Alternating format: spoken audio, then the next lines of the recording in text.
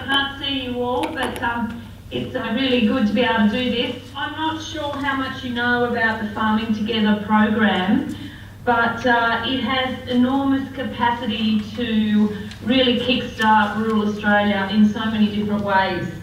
So basically it's all about boosting collaborative groups when it comes to farming, fishing or forestry, and really getting that collaboration happening, cooperatives and even collective bargaining projects up and running. So it's really for farmers, and it's probably the biggest thing we've seen in ag in a very long time. So basically it's farmers, fishers and foresters, and they need to be an Australian citizen, and they need to be registered as a primary producer. Now the wonderful thing about the program is that it is actually, a group is considered 2 non-related farmers or more. So we're not necessarily looking for big groups. They can be quite small in that there only needs to be 2 farmers involved. So how the program can actually assist people. There's 3 streams in our program, and can I say we have been absolutely knocked over by the amount of interest in the program, and I'll give you some of the figures of that, how many people have connected with us so far from all over Australia. But the 3 streams, we've actually had to double the capacity of our staff to be able to handle the interest in the program.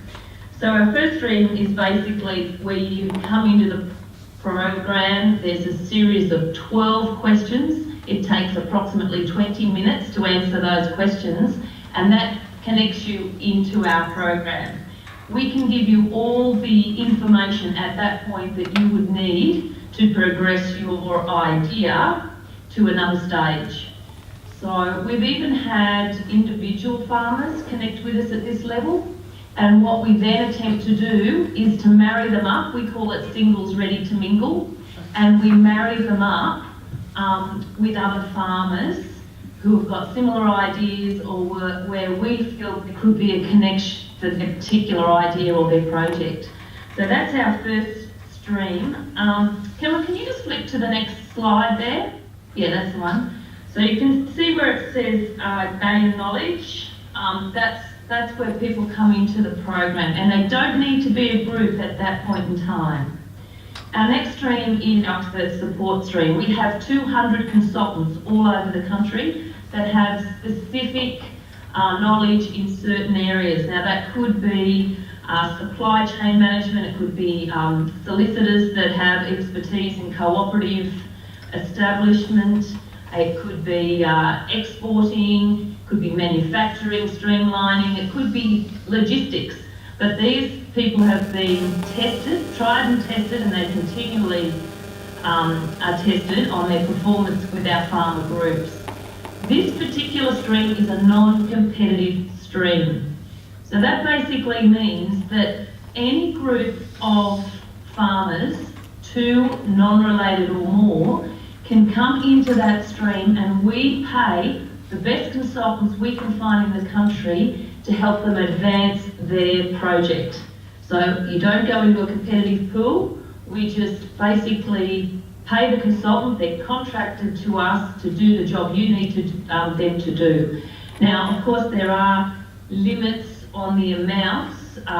So I think the first part is you get a few hours, and then that extends to whatever you might need, but you know, it can be an amount of up to $20,000 or lots of tens and $20,000 in expert support. So whatever that project is, if it ticks the criteria of being a farmer group, then they can get that expert support. The next stream is only available for those that have had expert support, so they've been through the first 2 streams, and that's farmer group funding. So that's when we've worked up this project with the farmers, and we've actually decided the project has got some legs. It's been well worked up with the consultants. They sort of know where they want to go and what they want to achieve. We actually give them funding to make that happen. So So this is a really unusual model. It's never been done before. That's why they're calling it a pilot. It's so all government departments have eyes on us on whether we can pull this off, but we definitely are pulling it off. It's just quite a complicated model for us, but very simple for the farmer groups. Yes, okay. So just to give you, these were our three streams that I was talking about. Our KPIs is what's quite interesting here. The original idea was that we would be assisting 2,000 farmers. We've been now operating 9 months, it's a 2-year program, and we have already touched more than 16,000 farmers in that period. So this is where it starts to get quite interesting. With expert support, the amount of those groups that are receiving expert support at the moment, our target originally was 100 groups over 2 years. We have now assisted through expert support 231 groups. So that's 231% increase on what we were asked to do by the federal government. And I can honestly say, as of when I was on the Skype in Cameron yesterday, we got the final tick to fund 40 groups and fund their projects all over Australia, which was an amount of $5 million.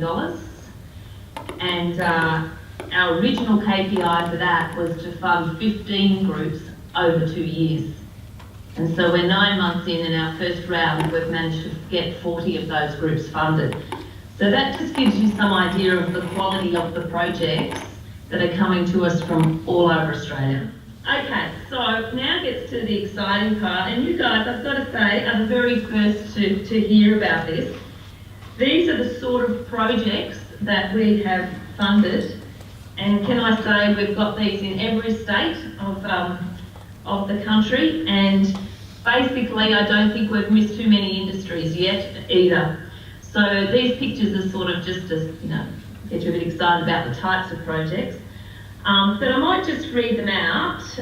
So we have example of funded farmer group projects, a business model to deliver a co-op banana ripening and marketing facility, a feasibility study for a lamb co-op feedlot, facilitate a grower-owned chicken meat processing plant, a business model around grain storage, distribution, supply chain and logistics, a joint venture to promote, process and sell cabinet timbers, a dairy co-op strategic plan, governance program and succession planning program, an export tracker for citrus products to monitor and evaluate exports and establish a QA system, an export program into China using a specialised live seafood e-commerce platform, cost of production and benchmarking for 4 beef cluster groups, an establishment of a farmer-led data co-op, branded processing and packaging of organic produce,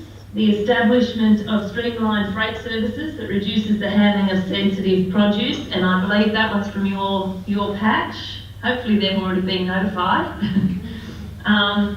Logistics efficiency and centralised palletising facility, co-operative land bank entity and trading platform, collaboration developing water infrastructure for a region, a grower-owned non-GMO mustard oil processing facility, investigating alternative grain export terminal utilising modern transshipping technology, paddock to plate supply chain, investigating the feasibility of a micro-processing plant, Providence branding, good one for that area, Central West, bringing out food hubs together through a collaborative network, one of my favourites. Capacity building of beef farms supplying to meatworks, establishing plans for a mobile slaughter unit to meet regulatory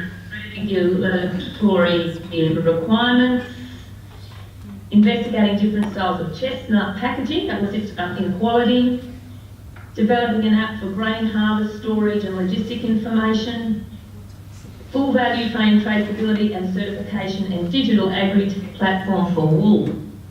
So that just gives you a bit of an idea of the sort of projects that have ended up getting funded.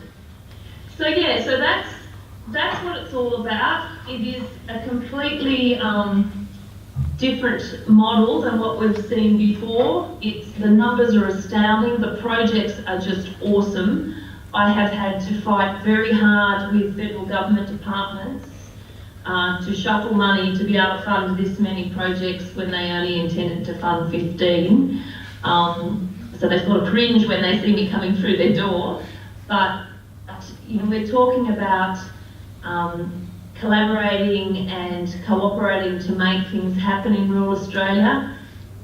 Often the basics start with food, and that's where we have a real advantage to be able to deliver fantastic things for rural and regional Australia once we get that right and start to work together.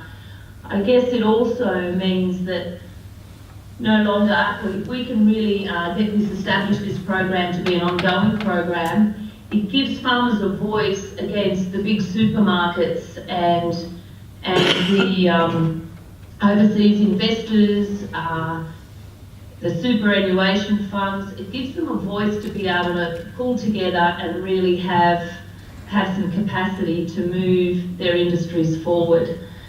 So, Cameron, if you want to just go to the last slide, it just gives the detail of our program, how they can contact us.